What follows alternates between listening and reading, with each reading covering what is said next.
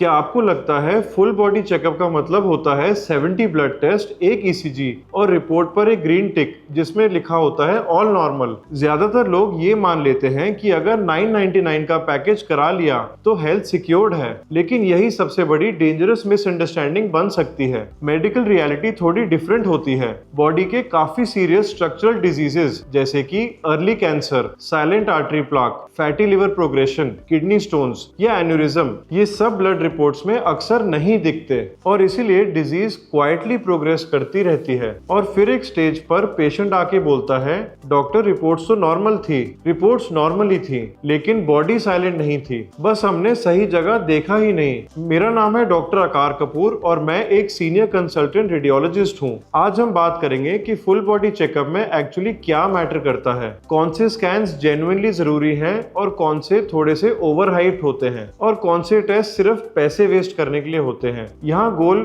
Fear create करना नहीं है, गोल है क्लैरिटी क्रिएट करना। सबसे पहले एक बात क्लियर कर लेते हैं, 999 पैकेज स्कैम नहीं है, पर 999 rupees blood test package insufficient जरूर होते हैं। ब्लड टेस्ट बॉडी के बायोकेमिकल फंक्शनिंग के बारे में बता देते हैं, sugar levels, cholesterol, liver enzymes, kidney function, ये सब एक्सट्रीमली इंपॉर्टेंट मार्कर्स होते हैं। लेकिन यहाँ एक फंडामेंटल चीज समझना बहुत जरूरी है। अगर बात करें ब्लड टेस्ट की तो वो फंक्शन डिटेक्ट करते हैं और बात करें इमेजिंग की तो वो स्ट्रक्चर्स डिटेक्ट करते हैं। एग्जाम्पल से समझिए, अगर लिवर में अर्ली फैटी इन्फिल्ट्रेशन स्टार्ट हो चुका हो तो एलएफटी फिर भी नॉर्मल आ सकता है और अगर किडनी में 5 मिलीमीटर का स्टोन है तो क्रिएटिनिन नॉर्मल हो सकता है। अगर ब्रेन में स्मॉल बेनाइन ट्यूमर हो तो ब्लड रिपोर्ट्स बिल्कुल नॉर्मल आ सकती हैं और अगर कोरोनरी आर्टरी में 30% प्लाक डेवलप हो चुका हो तो लिपिड प्रोफाइल सिर्फ बॉर्डरलाइन एबनॉर्मल हो सकता है, लेकिन ब्लॉकेज का प्रोसेस ऑलरेडी स्टार्ट हो चुका होता है और ये डिफरेंस समझना बहुत जरूरी है। इंडिया में प्रिवेंटिव हेल्थ पैकेजेस अक्सर ब्लड हेवी होते हैं और इमेजिंग कंपैरेटिवली लाइट होती है। रीजन सिंपल है,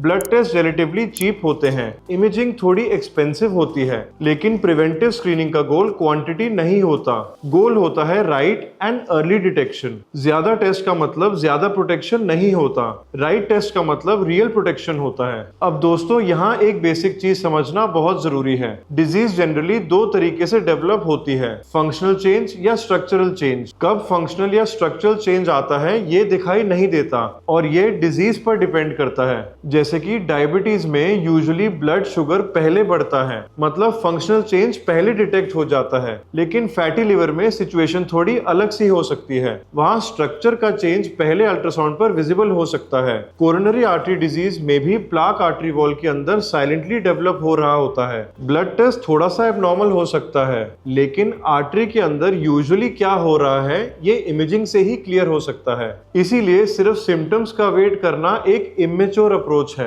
सिम्टम्स तब आते हैं जब डैमेज ऑलरेडी काफी सिग्निफिकेंट हो चुका हो। बॉडी का पैटर्न यूजुअली कुछ ऐसा होता है, पहले स्ट्रक्चरल चेंज होता है, फिर फंक्शनल डिस्टर्बेंस आती है और सबसे लास्ट में सिम्टम्स दिखते हैं। यहाँ एक बेसिक डिफरेंस समझना बहुत जरूरी है। स्क्रीनिंग और डायग्नोस्टिक टेस्टिंग ये दोनों सेम चीज नहीं होते। स्क्रीनिंग उन लोगों के लिए होती है जिनको कोई सिम्टम्स नहीं होते। गोल होता है अर्ली रिस्क डिटेक्ट करना जब डैमेज अभी सिग्निफिकेंट नहीं हुआ होता। डायग्नोस्टिक टेस्टिंग थोड़ी डिफरेंट होती है, वो तब की जाती है जब सिम्टम्स ऑलरेडी प्रेजेंट हो और उसका गोल होता है प्रॉब्लम कंफर्म करना। अब इसका मतलब ये भी नहीं है कि स्क्रीनिंग में हर इंसान को सब कुछ करवा लेना चाहिए। स्क्रीनिंग दोस्तों यूजुअली रिस्क और डेमोग्राफिक बेस्ड होती है, लेकिन लोग अक्सर दो एक्सट्रीम्स में सोचते हैं। कुछ लोग बोलते हैं कि पेन नहीं होता तो स्क्रीनिंग क्यों कराएं, और कुछ लोग ये बोलते हैं कि फुल बॉडी स्कैन करा लेते हैं तो टेंशन खत्म। क्लिनिकली देखा जाए तो दोनों अप्रोचेस इमेच्योर हैं। स्क्रीनिंग गारंटी नहीं देता,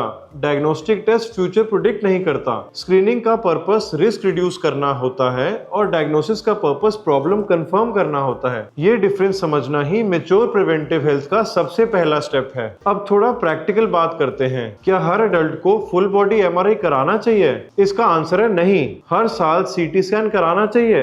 बिल्कुल भी नहीं। और क्या अल्ट्रासाउंड को अवॉइड करना चाहिए सिर्फ इसीलिए कि वो बेसिक बेसिक टेस्ट है ये भी गलत है। चलिए अब इसे सिंपल तरीके से समझते हैं। सबसे पहले बात करते हैं अल्ट्रासाउंड की। अल्ट्रासाउंड को अक्सर लोग अंडर एस्टिमेट कर लेते हैं, लेकिन एक्चुअली ये प्रिवेंटिव स्क्रीनिंग में काफी पावरफुल टेस्ट है। सबसे बड़ा एडवांटेज ये है कि अल्ट्रासाउंड में रेडिएशन नहीं होती और ये relatively affordable as well as accessible investigation है। एब्डोमिनल ऑर्गन्स की स्क्रीनिंग के लिए ये एक एक्सीलेंट मोडालिटी है। अल्ट्रासाउंड ये फॉलोइंग कंडीशंस डिटेक्ट कर सकता है, जैसे कि fatty liver, gallstones, kidney stones, prostate enlargement, ovarian cyst, uterine fibroids. 40+ age group में एनुअल एब्डोमिनल अल्ट्रासाउंड एक रीजनेबल प्रिवेंटिव टूल हो सकता है। अल्ट्रासाउंड चीप इसलिए नहीं है क्योंकि वो वीक है, वो फर्स्ट लाइन स्क्रीनिंग टूल इसीलिए है क्योंकि वो सेफ है। हाँ, कुछ लिमिटेशंस भी होती हैं। अगर एब्डोमेन में गैस ज्यादा हो या पेशेंट ओबीस हो तो इमेज क्लैरिटी कभी कभी रिड्यूस हो सकती है।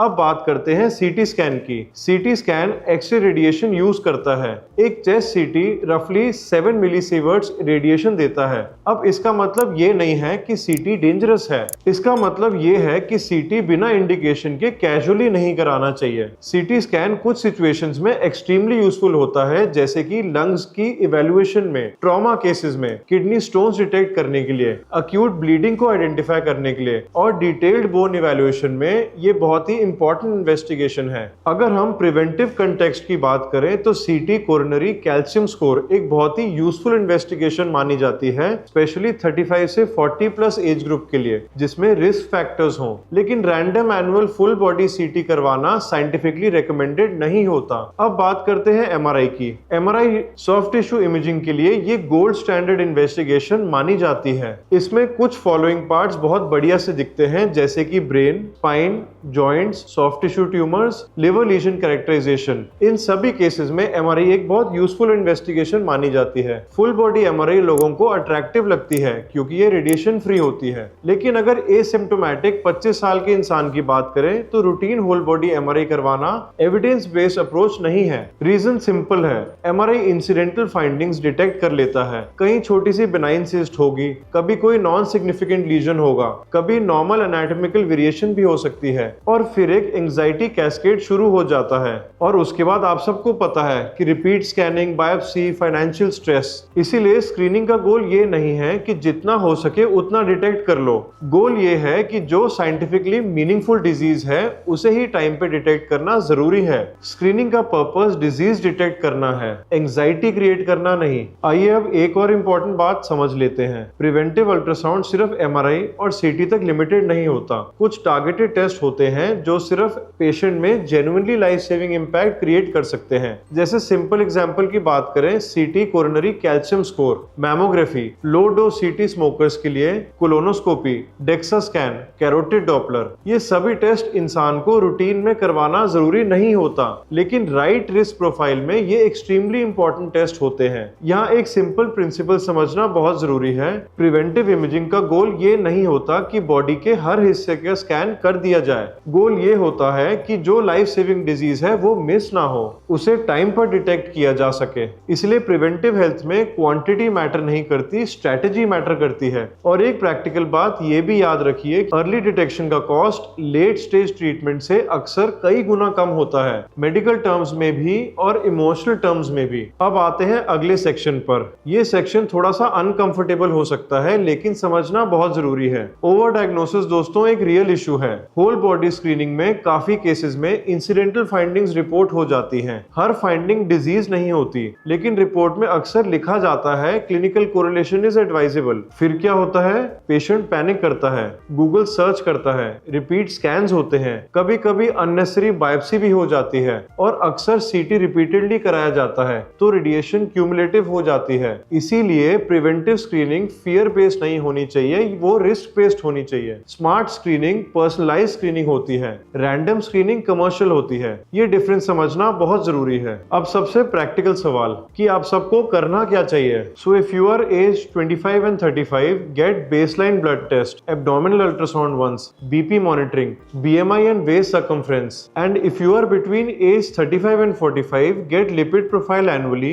liver ultrasound, thyroid ultrasound if indicated, CT calcium score in case of risk factors. And if you are age 45 plus, get mammography, colon screening, low dose CT for smokers, prostate evaluation and DEXA scan. इस as के बाद imaging का role ज्यादा important हो जाता है, लेकिन एक रूल याद रखिए कि स्क्रीनिंग डॉक्टर गाइडेंस के साथ ही होनी चाहिए। चलिए अब कुछ कॉमन मिथ्स क्लियर करते हैं। Myth number 1, full body MRI करा लिया तो टेंशन खत्म। रियलिटी ये है कि स्क्रीनिंग इंश्योर करती है लेकिन इम्यूनिटी शील्ड नहीं देती। मिथ नंबर 2, सीटी रेडिएशन से कैंसर हो जाएगा। सो द रियलिटी इज कि सिंगल इंडिकेटेड सीटी में बेनिफिट यूजुअली रिस्क से ज्यादा होते हैं। मिथ नंबर 3, अल्ट्रासाउंड एक बेसिक टेस्ट है, कुछ नहीं दिखता। रियलिटी ये है कि गॉलस्टोन्स डिटेक्ट करने में अल्ट्रासाउंड कभी-कभी सीटी से भी बेटर दिखता है। Myth number 4, blood test normal है तो इमेजिंग की जरूरत नहीं है। बट रियलिटी इज कि ब्लड टेस्ट और इमेजिंग का अलग अलग रोल है, जो आप सबको इस वीडियो में मैंने अच्छे से समझाया है। So if you like this video, please like it, share it and don't forget to subscribe my channel.